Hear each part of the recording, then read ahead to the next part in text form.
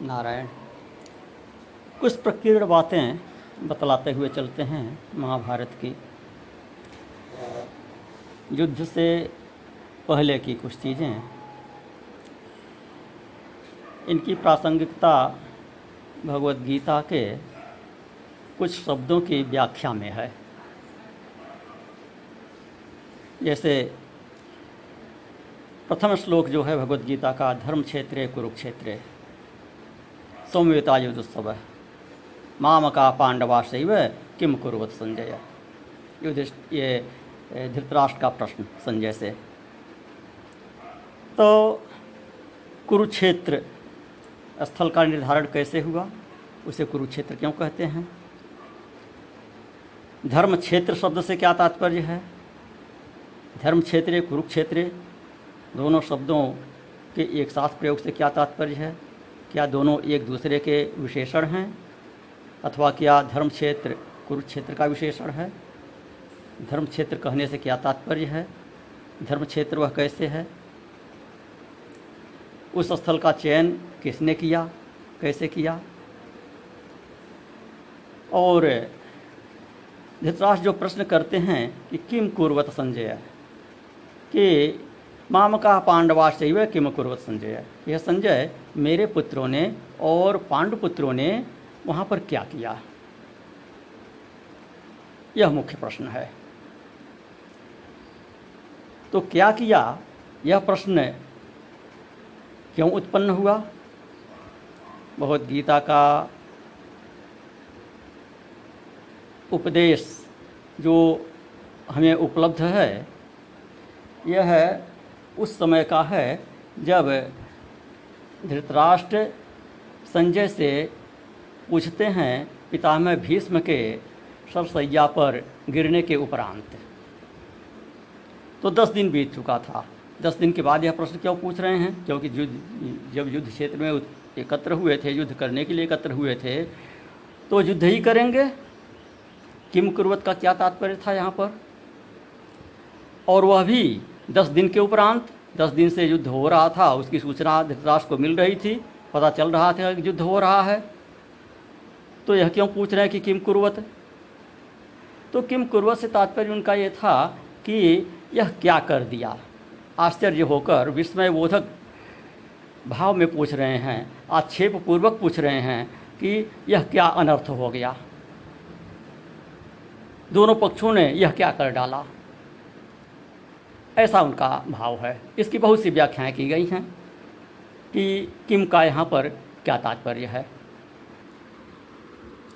तो धृतराष्ट्र का तात्पर्य था कि यह क्या कर डाला। तो क्या कर डाला से यह तात्पर्य कि धर्म युद्ध किया या अधर्म युद्ध किया, क्योंकि धर्म युद्ध करते हुए युधिष्ठिर को,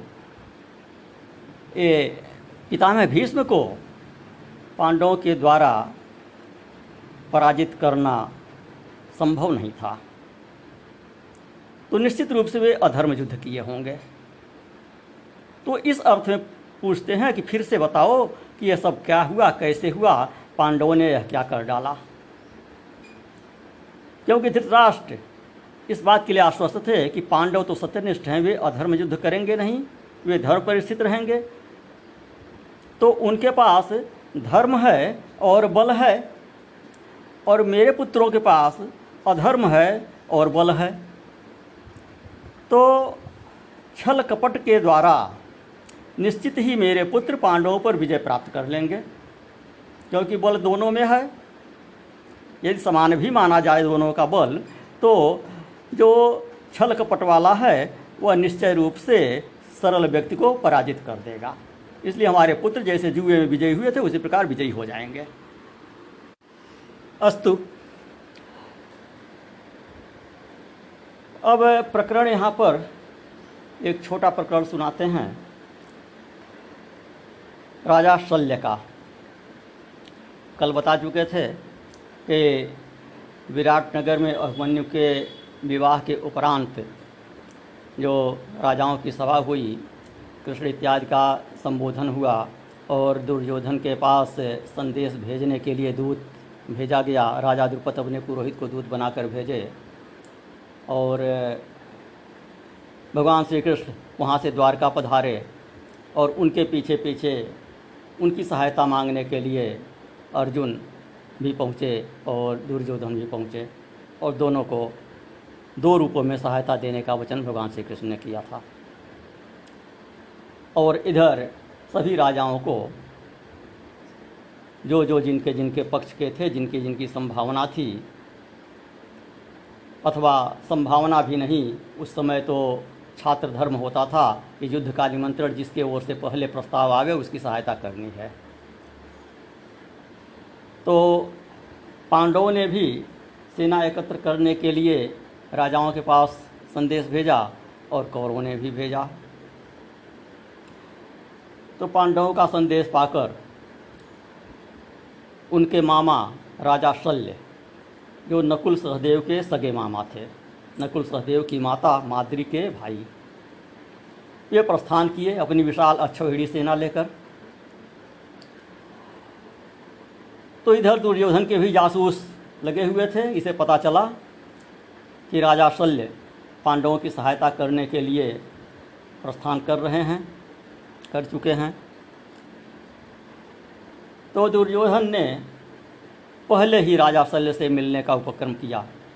उनके सेवा स्वागत के लिए पूरे रास्ते में स्थान स्थान पर कुएं, बावड़िया, दिव्य भवन, सेवा स्वागत की अद्भुत व्यवस्था किया, खान पान की अद्भुत व्यवस्था किया राजा शल्य के और उनके सैनिकों के लिए। राजा था ही दुर्योधन, राज्य उसके हाथ में था, सारा तंत्र उसके हाथ में था। भली भांति उसने भव्याति भव्य व्यवस्था किया। यह सब सेवा सत्कार पाकर राजा शल्य अत्यंत प्रभावित हुए, गदगद हो गए। उन्होंने सोचा कि यह सब तो युधिष्ठिर की तरफ से ही किया गया होगा, क्योंकि युधिष्ठिर ने मुझे संदेश भेजा था, उनकी सहायता के लिए मैं जा रहा हूँ, उन्हीं के आदमियों ने यह सब किया होगा। तो अत्यंत प्रसन्न होकर पूछे कि भाई ये सब व्यवस्था किन लोगों ने, युधिष्ठिर के किन कर्मचारियों ने किया हुआ है, उनको बुलाइए, मैं अत्यंत प्रसन्न हूँ, मैं उन्हें पुरस्कार देना चाहता हूँ। तो दुर्योधन वहीं छुपा हुआ था, बिना बताए इतना सारा व्यवस्था किया हुआ था और वहीं छुपा हुआ था। तो जब राजा शल्य ने यह कहा कि यह सब व्यवस्था किसने किया है, तो दुर्योधन उनके समक्ष उपस्थित हो गया। कहा, महाराज, आपके इस भांजे ने ही यह व्यवस्था की है, मैं ही आपका सेवक हूँ। राजा शल्य प्रसन्न होकर कहे, मुँह मांगा वरदान मांगो, बोलो क्या चाहिए, तुम्हारी क्या इच्छा है, मैं पूरी करूँगा। दुर्योधन बोला कि आप जैसे पांडवों के मामा हैं, उसी तरह से मेरे भी मामा हैं। कौरव पांडव आपके लिए समान हैं, मैं भी आपके लिए उतना ही प्रिय हूँ जितना युधिष्ठिर इत्यादि, नकुल सहदेव इत्यादि हैं। यदि आप मुझ पर प्रसन्न हैं और इच्छा पूर्ति का वरदान दे दिए हैं, तो आप मुझे यह वचन दीजिए कि आप मेरी सेना के अधिपति होंगे। जो आसन्न युद्ध है उसमें मेरे सेना के अधिनायक का पदभार आप संभालेंगे। राजा शल्य ने वचन दे दिया दुर्योधन को। वचन दे चुके थे कि जो इच्छा हो मांग लो। दुर्योधन ने मांगा, उसे पूरा करने के लिए बाध्य थे, वचन दे दिए, ठीक है, मैं तुम्हारी सेना का अधिनायकत्व स्वीकार करूंगा। तदुपरांत राजा शल्य बोले दुर्योधन से कि ठीक है, मैं तो जा रहा था युधिष्ठिर के प्रस्ताव पर, युधिष्ठिर का संदेश पाकर उनसे मिलने के लिए, अतः वहाँ जाना भी आवश्यक है, तुम्हें वचन दे चुका था, इसलिए उसकी पूर्ति कर दिया। लेकिन उनसे भी मिल लेना आवश्यक है, वो भी तो मेरे उतने ही प्रिय हैं जितने तुम हो, और फिर उन्होंने बुलावा भी भेजा है, तो इसलिए मैं उनसे मिलने जाना चाहता हूँ। उनसे मिलकर मैं पुनः लौट आऊँगा। दुर्योधन ने कहा कि हाँ ठीक है, आप जाएं। पांडुनंदन युधिष्ठिर से आप अवश्य मिलें, किंतु मिलकर शीघ्र ही आप वापस आ जाएं यहाँ पर, और मुझको जो आपने वरदान दिया है उसे अवश्य ही स्मरण में रखें। फिर गए पांडवों के पास राजा शल्य और यह सारी घटना बताए कि रास्ते में कैसे कैसे उनका सेवा स्वागत सत्कार हुआ, भव्य व्यवस्था कैसे की गई थी, और कैसे उनका मनोभाव प्रसन्न जानकर दुर्योधन छलपूर्वक उपस्थित होकर उनसे वचन ले लिया है। ये सब बताया युधिष्ठिर से। तो युधिष्ठिर ने कहा ठीक है, आपने जो किया अच्छा ही किया, जो वचन दे दिया दुर्योधन को वह भी ठीक ही हुआ, और आप उस रूप में भी हम पांडवों की सहायता कर सकते हैं। तो कैसे सहायता कर सकते हैं? दुर्योधन का सेना नायक होते हुए युधिष्ठिर की सहायता कैसे करेंगे? तो युधिष्ठिर ने कहा कि आप इस पृथ्वी पर युद्ध में सारथी का काम करने के लिए भगवान श्री कृष्ण के समान माने गए हैं, अर्थात आपको सर्वश्रेष्ठ सारथी माना गया है। तो जब कर्ण और अर्जुन के द्वैरथ युद्ध का अवसर आएगा तो निश्चय ही आपकी योग्यता को देखते हुए आपको ही कर्ण के सारथी का काम करना पड़ेगा। इसी के लिए सभी आपको नियुक्त करेंगे। कर्ण भी यही अनुरोध आपसे करेगा, दुर्योधन भी यही चाहेगा, अन्य कौरव पक्ष के लोग भी यही चाहेंगे, इसमें तनिक भी संशय नहीं है। तो यहाँ पर आपको थोड़ा सा अनुचित कार्य करना पड़ेगा। यद्यपि यह कार्य करने योग्य नहीं है, लेकिन पांडवों की सहायता के लिए आपको यह थोड़ा सा करना पड़ेगा। राजसल पूछे क्या है, क्या करना पड़ेगा?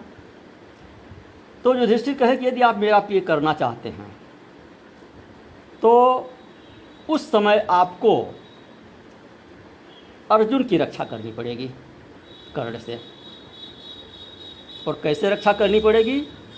तो आपका कार्य केवल इतना होगा कि आप कर्ण का उत्साह भंग करते रहें। जब जब उसमें जोश तीव्र होवे तब तब आप उस पर कोई लांछन लगाकर, उसे कायर कहकर, उसे अपमानित करके किसी भी प्रकार से उसको हतोत्साहित करते रहेंगे, उसके तेज को आप नष्ट करते रहेंगे। और यही आपका कार्य हमें कर्ण से विजय दिलाने वाला होगा। युधिष्ठिर का यह प्रस्ताव राजा शल्य ने सहर्ष स्वीकार कर लिया और कहे कि तुम्हारा आकलन ठीक है, निश्चय ही मुझे ही कर्ण का सारथी बनाया जाएगा, और जब कर्ण और अर्जुन का युद्ध होगा और मैं कर्ण के सारथी के रूप में रहूँगा तो उस समय उसके प्रतिकूल वचन बोलकर, अहितकर वचन बोलकर, जिससे उसका अभिमान और तेज नष्ट होता रहे, ऐसा कार्य करूँगा और वह युद्ध में आसानी से अर्जुन के द्वारा मारा जा सकेगा। मैं तुमको यह वचन देता हूँ। राजा शल्य ने कहा कि कौरवों ने तुम लोगों के साथ जैसा छल किया है, जितना कष्ट दिया है, जितना षड्यंत्र रचा है, उस सब की तुलना में यह मेरा छोटा सा अधर्म कुछ भी नहीं है। फिर आगे जब युद्ध हुआ और कर्ण की बारी आई, कर्ण और अर्जुन का जब युद्ध हुआ तो राजा शल्य ने वैसा ही किया। कर्ण को लगातार हतोत्साहित करते रहे, उसे ब्रह्मद्रोही करते रहे, कपटी कहते रहे, सूतपुत्र कहते रहे, अधर्मज संतान कहते रहे, क्षुद्र का नमक खाने वाला कहते रहे, इत्यादि इत्यादि, जो भी जिससे भी उसका मनोबल गिरे उस तरह के संबोधनों का, उस तरह के शब्दों का प्रयोग करके कर्ण को राजा शल्य हतोत्साहित करते थे युद्ध में। नारायण।